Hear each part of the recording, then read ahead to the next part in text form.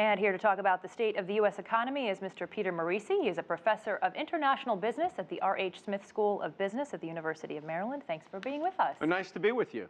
So is this first quarter result really an indicator of things to come, do you think, or just a cold winter keeping consumers inside? What do you make of that argument? We have to take the numbers apart. Consumers were very, very strong during the holiday season, and they racked up some credit card debt. They basically took the first quarter to buy it back down again.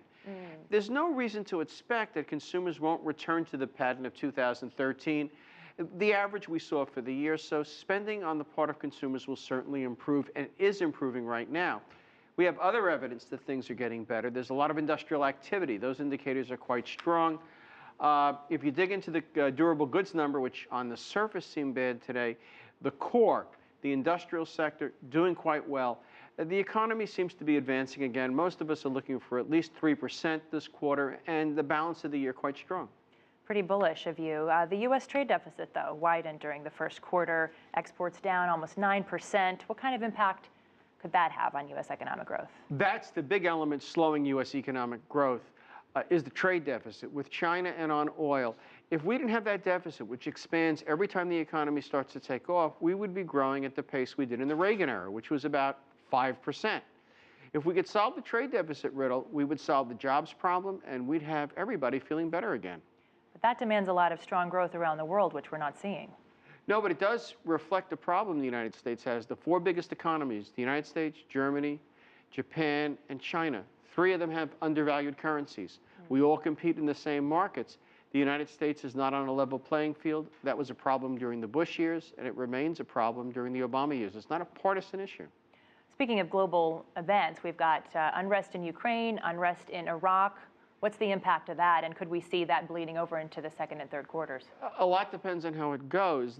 Russia's under a lot of pressure, not just from the president's strong words, but private investors are pulling out of Russia. And the oligarchs see that, they don't like it. That's one of the reasons that Putin is starting to pull back, and we're starting to see him bang the peace drum a little bit, or if you would say. Iraq, we're dealing with a very irrational movement. There's no telling what ISIS will do. And in light of that, that could push up oil prices quite a bit. But we should be able to absorb that. I mean, Iraq isn't the be-all and end-all of international oil production. It's not, but we have seen the markets and even gas prices respond to what's going on, even if it's just speculation. Absolutely, and you get that in markets. But that's something that we could absorb. We could have $4.20 a gallon in the United States without derailing the recovery, and that's what this really? means. $4.20? Well, it's about $3.60, $3.70 It's now. about $3.70 now, I think, when we get the latest numbers. You could go 50 cents a gallon without throwing the recovery out the window. What's more, if it's just speculation, the prices come back down again. The neat thing about oil is if you buy it up, you got to sell it sooner or later. Lastly, let's just talk about your predictions for sectors and what you think, how you think they'll perform for the rest of the year. Well, one of the bright spots that we're finally seeing emerging is new home sales. I think residential construction will start to take off.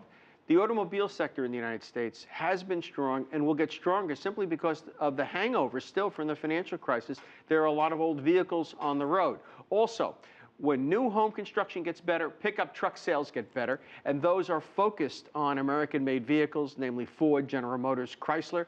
That's very good for the economy. I think we're going to see a lot of investment in information technology. There's a lot of old computers sitting on people's desks because they've been running around buying handheld devices. Now it's time to trade them in. Well, let me ask you one more question. The Fed has said it expects unemployment to fall to 6% this year.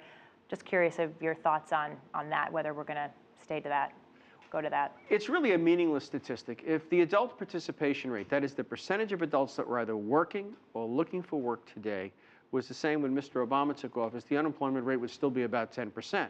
So to say unemployment's going down, what does it mean? The real question is, do we create enough jobs for all of those young college graduates?